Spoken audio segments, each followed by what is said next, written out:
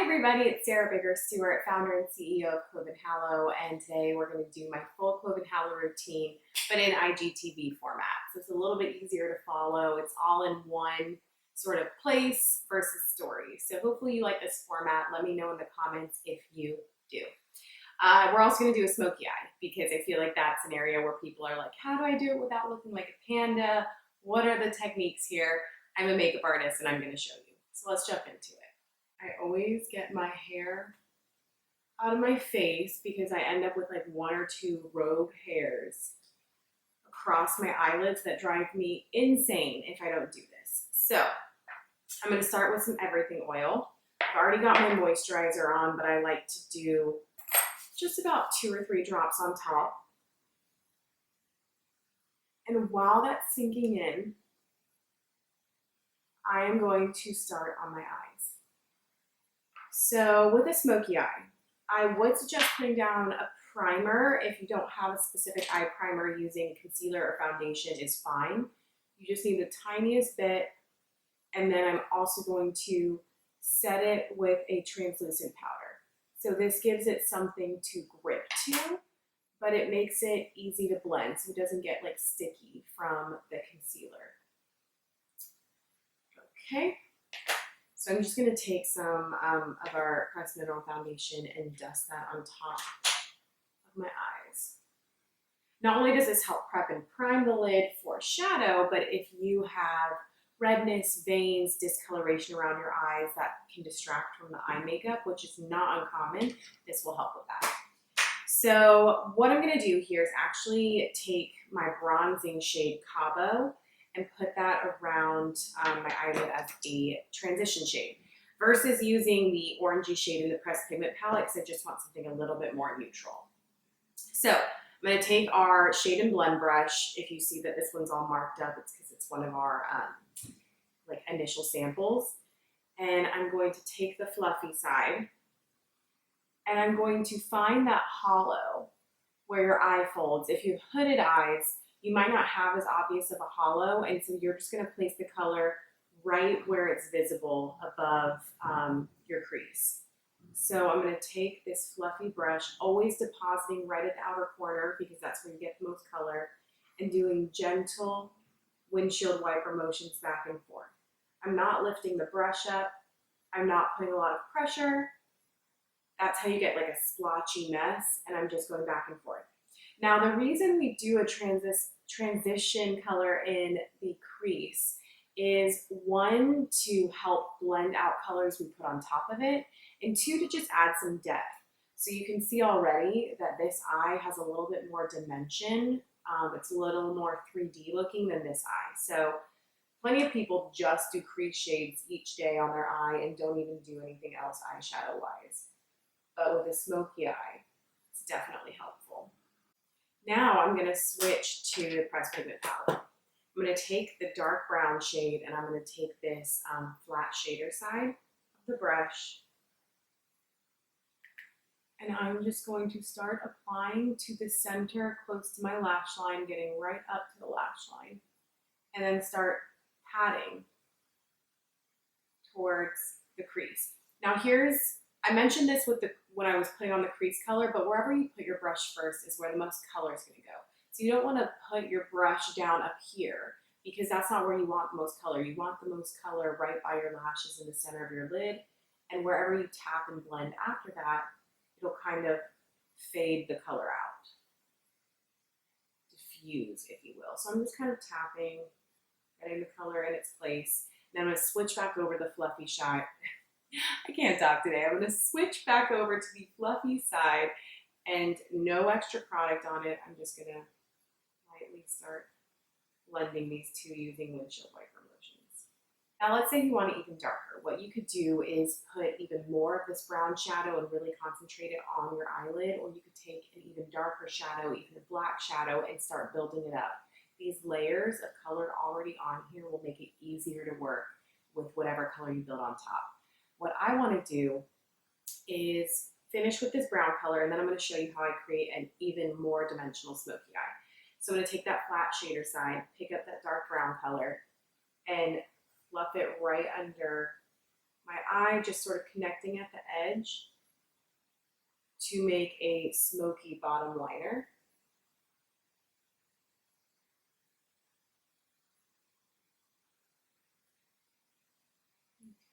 And you can kind of create the shape that you want. So I'm creating more of a cat eye by extending it out past the lower lash line and then just blending it so there's no harsh edges.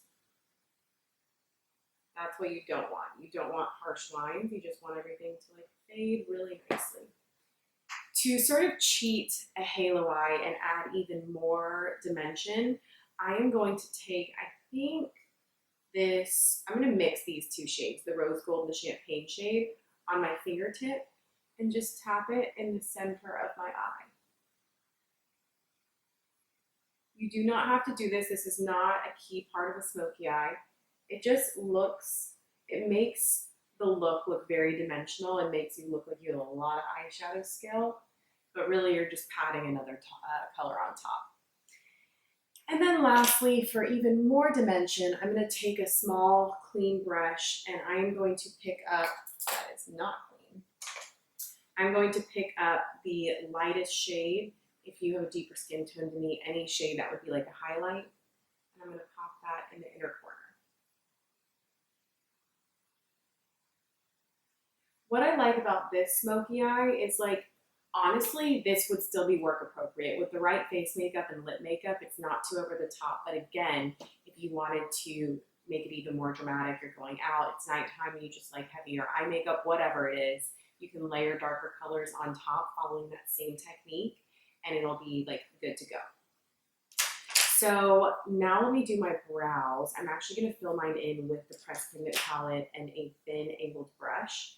So I'm going to mix the orangey and brown shades. And I'm just going to start filling in my brows. If you guys want to see a tutorial on like the details of how I fill in my brows and the strategy and just some best tips and tricks as a makeup artist, let me know. I feel like brows are pretty important, but also kind of tricky, honestly. Especially if you have eyebrows like me where, yes, they're naturally fine. I'm not trying to say I have like crappy brows, but they're very different in fullness and in size and in the way that the hairs behave. All right, that is good enough for brows. And then I'm just gonna apply a coat of mascara.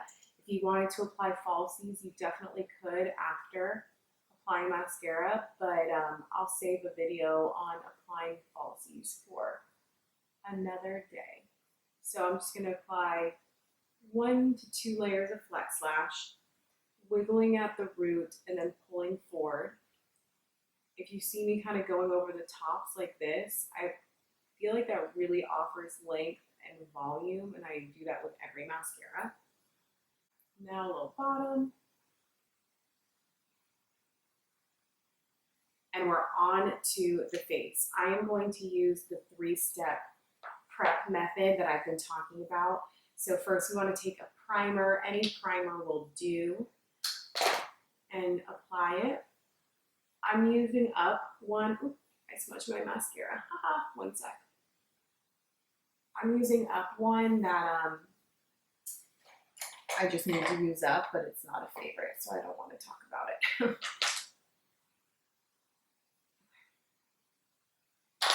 Primer's on.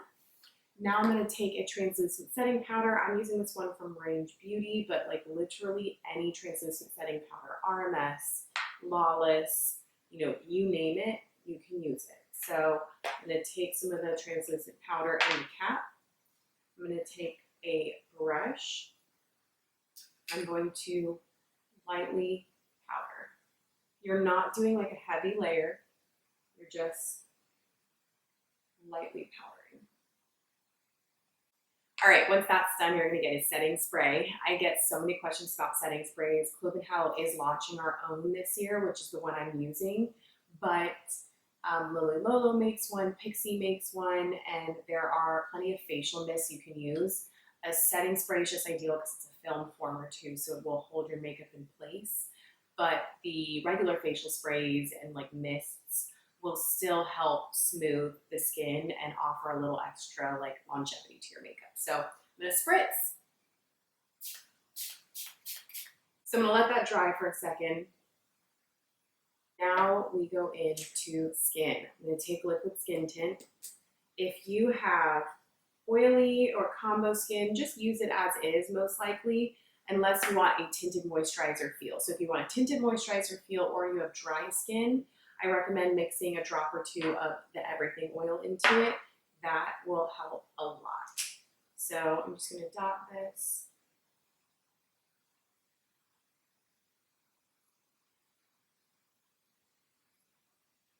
And then taking my perfecting buffer brush, I'm gonna blend. This makes such quick work out of blending in foundation, and it is so good at doing it. Just such an airbrush, flawless finish. Moving on into concealer, I'm going to take Conceal and Correct, and I'm going to go under my eyes, around my nose. Women tend to hold redness around their nose, so it's a good place to do that. And then wherever I have spots, scarring, extra redness, I want to conceal, etc. So taking my Precision Buffer, I'm going to go under the eyes and keep this product pretty dang concentrated. Notice I'm not bringing it up to my lash line because I don't have a dark circle there, but I do have fine lines there, so that will make me crease. And notice I'm not drawing like a huge triangle of concealer under my eyes. In my humble opinion, because you can do whatever you want, so take this with a grain of salt, but in my humble opinion, there's no reason to do that unless you're being photographed or going out for the night. It's just extra makeup that looks like extra makeup on the skin. So on my spots, I am tapping. Tapping helps keep the coverage where it needs to be versus diffusing it out and around. And then I just diffuse the edges to make it really blend nicely. And this is the technique I use to cover any spots or acne or anything like that, no matter how big or bad or irritated it is. This is the technique. And I just layer or use even fuller coverage products if necessary. And this is how you cover spots and issues without making your whole skin, your whole face look cakey and covered in makeup. So then I'm going to move on to my cheeks. I want to bring some color back into the face, so I'm going to use Nakey Hydra Tint. And I'm going to do a dot on my apple and a dot back. And then taking that same Workhorse Perfecting Buffer brush, I'm just going to blend.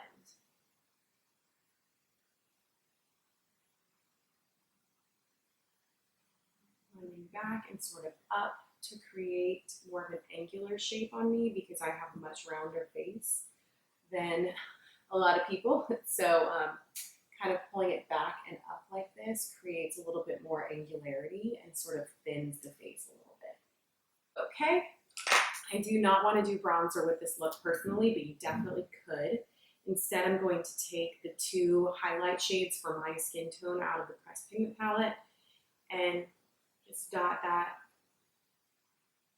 on my cheekbones, down my nose, upper lip.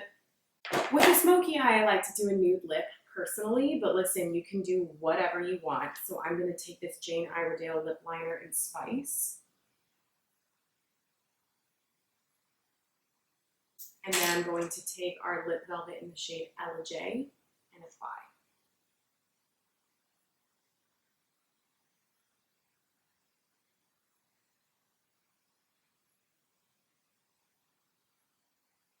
Now let's say you want a little bit more color on the cheeks, you like a brighter flush, but you don't want to go out and buy a new blush. If you've got a brighter cheek, or I'm sorry, lip product already available to you, so let's say I'll just use Sugar Plum, but you can use a hot pink, a red, whatever it is.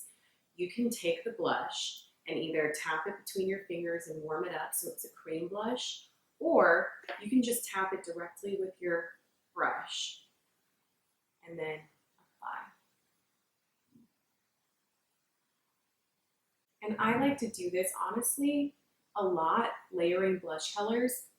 It creates dimension, and I just really like blush. I feel like it really perks up my skin tone that would be naturally flushed anyway since I'm so fair. So I just tap it in. And you can do this with the lip color you're wearing. If you're wearing like a lipstick, you can just tap over your lip and blend onto the cheek for a monochromatic look. All right, everybody, that's how I do my smoky eye. That is still really approachable and wearable. You can make this as dramatic or fun as you want with a bold lip, bronzing, contouring, a bolder blush, heavier, darker eyeshadow, winged liner, but the techniques I showed are still the same, and you can do it this way to get that like not panda smoky eye. So I hope this was helpful and that you learned something. If you like this kind of long style tutorial, please let me know in the comments below so I can make more of them for you. Thanks, everybody. Bye.